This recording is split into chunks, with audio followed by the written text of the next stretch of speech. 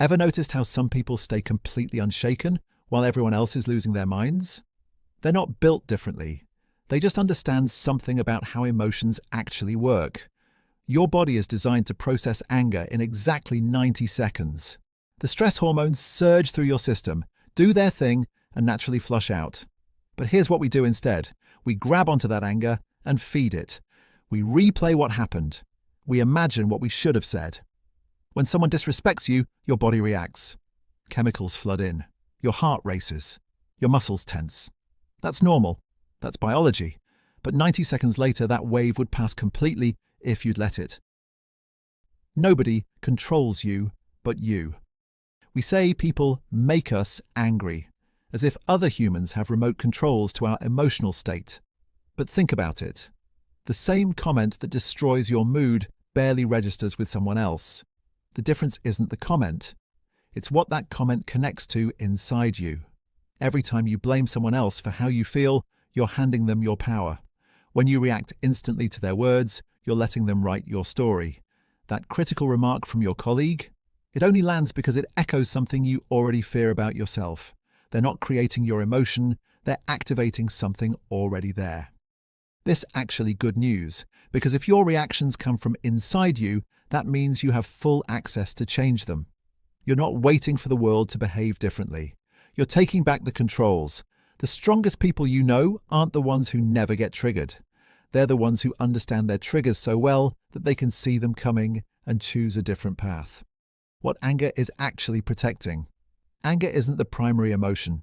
It's the bodyguard.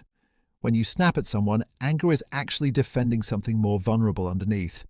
Maybe it's fear that you're not good enough. Maybe it's shame about a mistake. Maybe it's hurt that someone you care about doesn't seem to care back. Anger feels powerful. It gives you energy.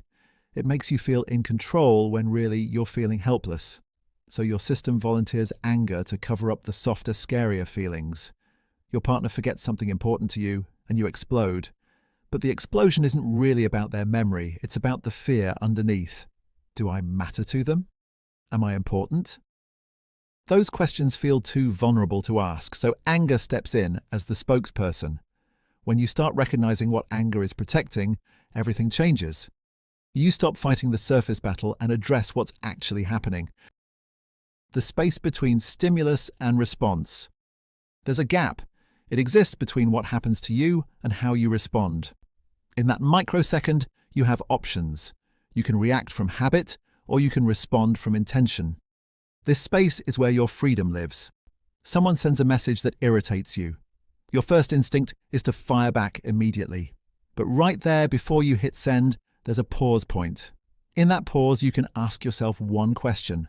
How do I want to handle this? That question activates something different in your brain. It moves you from reactive mode to creative mode.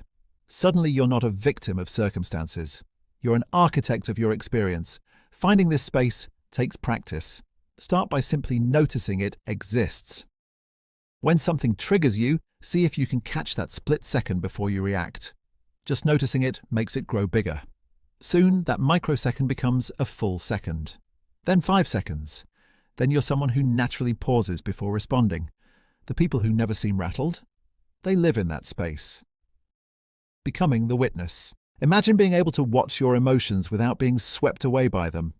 You can notice anger rising the same way you'd notice clouds rolling in.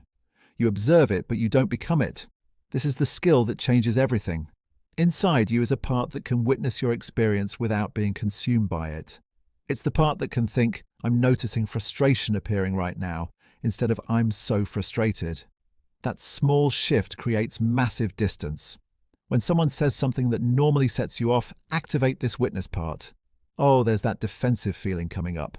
Interesting. You're not suppressing the emotion. You're not pretending it doesn't exist. You're just refusing to be hijacked by it. From this witnessing place, you have options. You can feel the anger fully, understand what it's protecting, and still choose how to respond. The emotion moves through you instead of taking you over. This is emotional freedom. Not the absence of difficult emotions, but the ability to experience them without being controlled by them. Your new default. Everything you've just learned is useless without practice. Information alone changes nothing. application changes everything. The person you admire who stays calm through chaos?